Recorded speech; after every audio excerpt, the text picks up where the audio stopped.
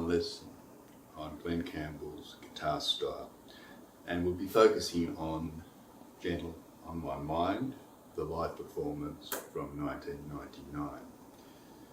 Now there are two main features of his playing in this particular song. First of all, his hybrid picking, and then we'll be looking at how he constructs a solo, the types of musical ideas and the musical theory underpinning those ideas. So let's start off by analysing the structure. And in this case, it's a 2-5-1. Now, the one chord being D, it's in the key of D. The 2 chord is a minor chord, E minor, and the 5 chord is A. And then we go back to the D. That's called a 2-5-1. That's the structure. That's the chord progression. And the other thing is, within that structure, he's using some melodic or harmonic devices. And the first one is called an ostinato. And you might have heard this in John Lennon's Happy Christmas, War Is Over. It descends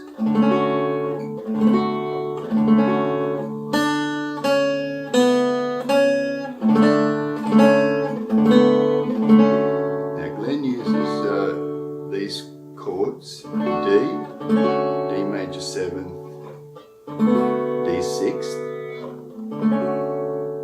D major 7, back to D. That's his ostinato. And the second harmonic device he uses is also found in John Lennon's, is voice leading. He's going to go down on the 2 chord, descend in semitones, flat, open D on that E minor chord, A.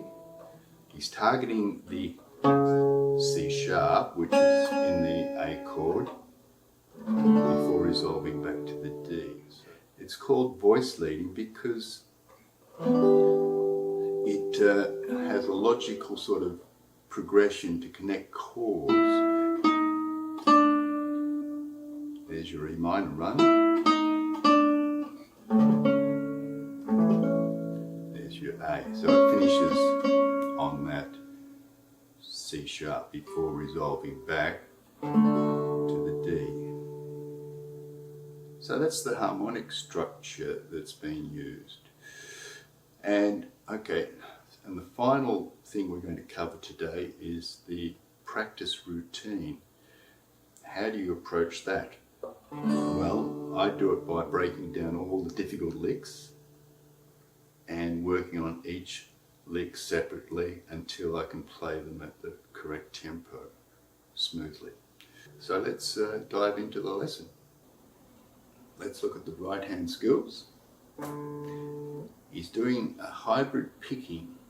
So let's start off with the bass for the hybrid picking.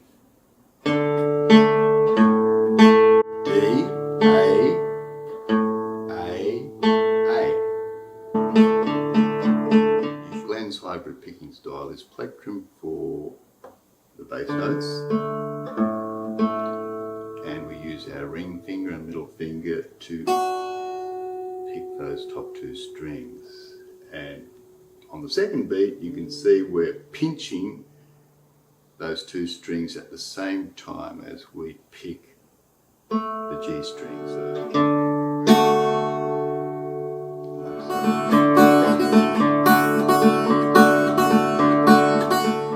and then when we change to the 2 chord, the E minor, E, G, B, G, and we do our run down, to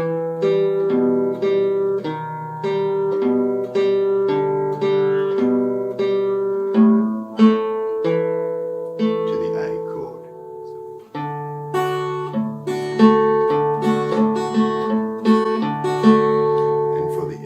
minor,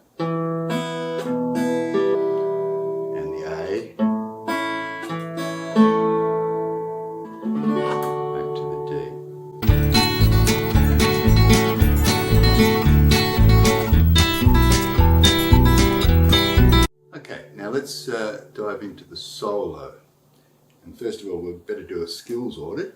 What skills do you need for the solo? Well, here's your list. You're going to have to be able to play hammer-on and pull-offs,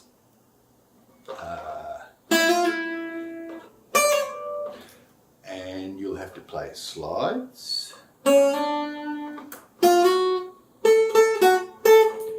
and octaves.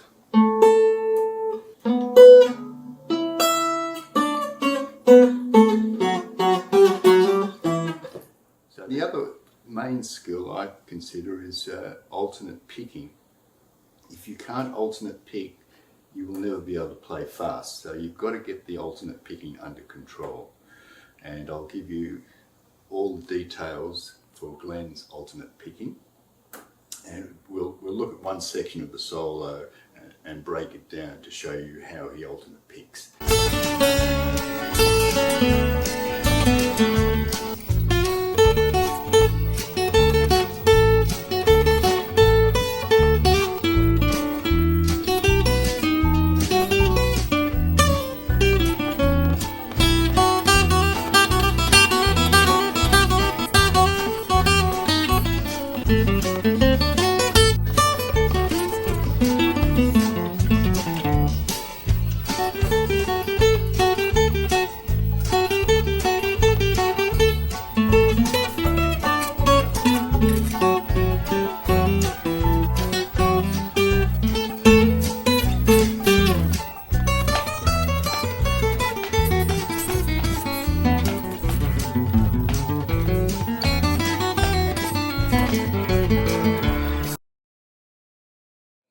Let's start off. He uses the ostinato to introduce the solo. Now remember, our ostinato is...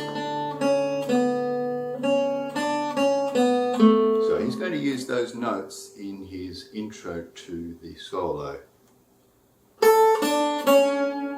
He lands there on the C sharp for that D major 7th chord. Then he goes D6th chord, back to the D major 7th. So, solo, first little skill, you need to do a slide in.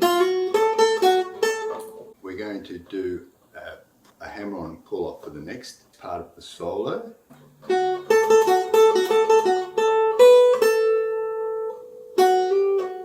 Hammer on, pull off. Now we're inside this E minor, and we're going to do our voice leading figure now, which is this. Remember, we're going down here. We're going to copy that harmony in our solo. Down there,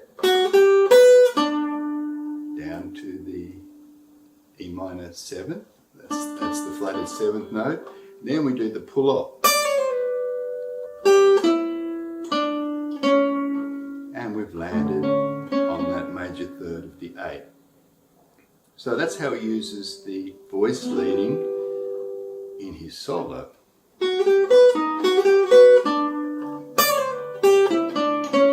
To get down to the 5 chord.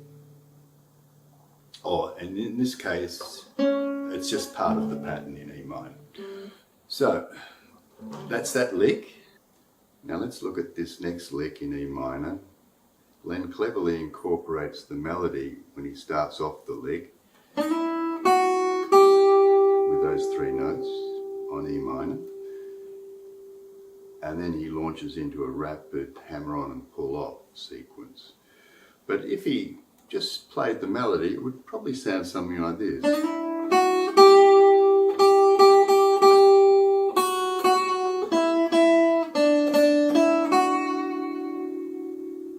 But instead, he just borrows those first few notes from the melody and then starts his lick. Now, we start with a downstroke on that G, then upstroke on the F sharp,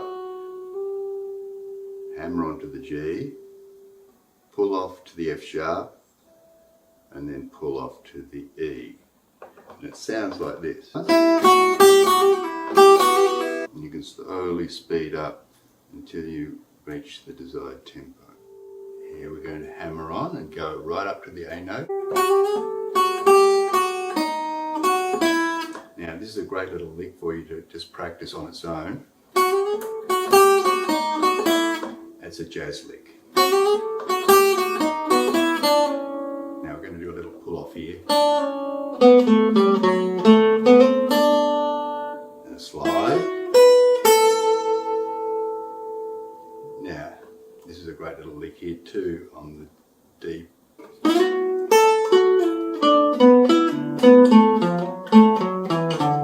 There we go. And the final lick is using the A Mixolydian.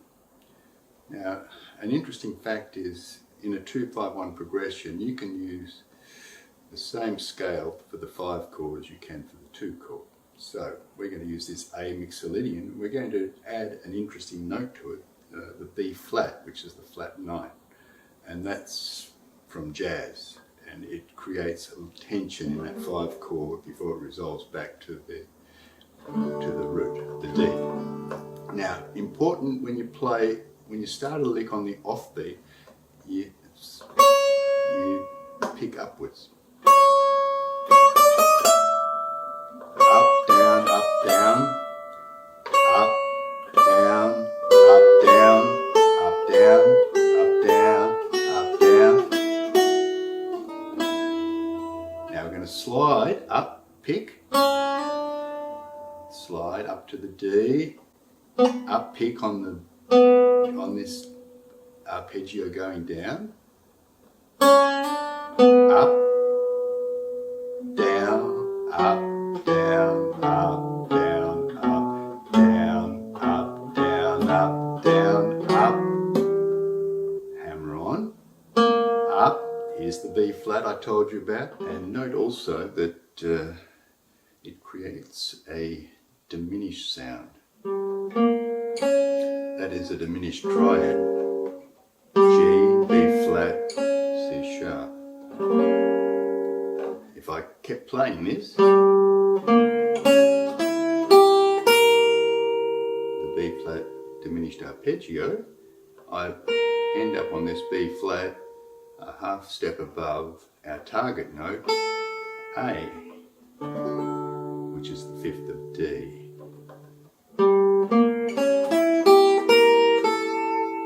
That resolves,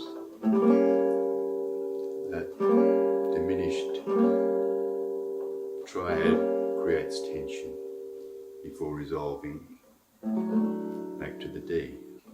One feature of a good solo is to mix arpeggios with scales, and that's exactly what Glen does. Earlier when we were playing those licks in D, Glen included a D 13th arpeggio.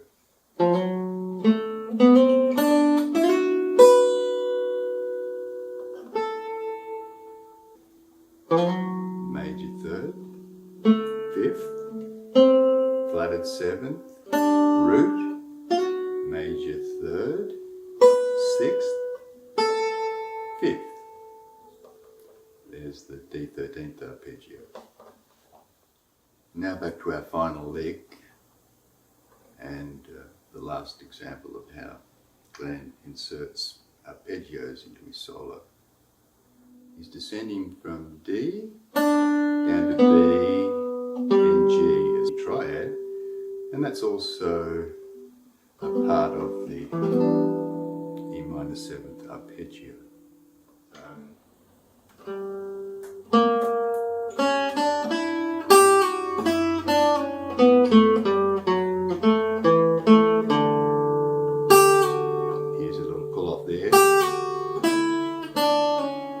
Upstroke here, upstroke, down, up, down, up, down, and finish on a downstroke.